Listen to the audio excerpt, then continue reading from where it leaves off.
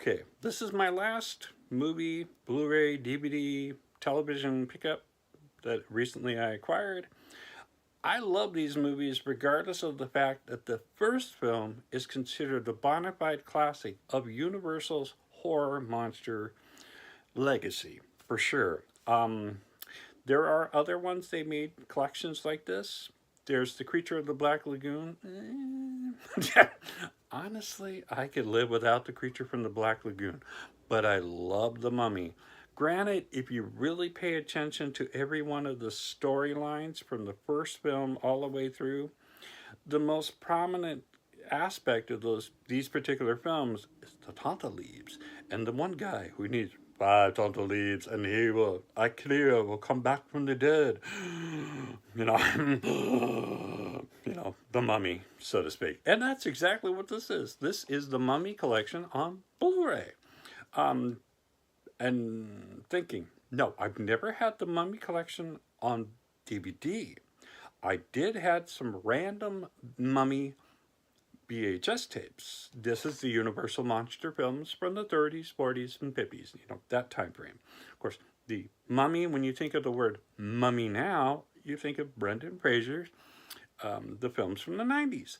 And yes, I do have those on Blu-ray. So I got my bases covered on 2 Mummy trilogies, film franchises. Of course, as I'm recording this, there is plans for another Mummy film. Cash grab. That's all it is. They're not doing a service to any fans. It's just cash grab. All right, this is coming from Hana City, Illinois, I think. From Julia. Thank you very much, Julia. Got the Mummy collection on Blu-ray for only $7. Woohoo! That's cheaper than the VHS tape of the first Mummy from 1932, which retailed for $29.99 back in the 90s, I think. Or yeah, because they did a couple of them. There was a clamshell one. Terrible. No, would not recommend the clamshell. You can still get some of those. I mean, they're on eBay all the time, I think. In various degrees of condition. All right. Why is this being a pickle? There we go. Got a little bit of the edge. Still doesn't want to come up. Is it? What is going on here? Oh, there we go. She finally came out. And there it is. The Mummy Complete Legacy Collection on Blu-ray. Because, like I said, I never had the DVDs. I had a couple of VHS tapes. Now, the cool part about it is that, yes, the first film is by far the most iconic.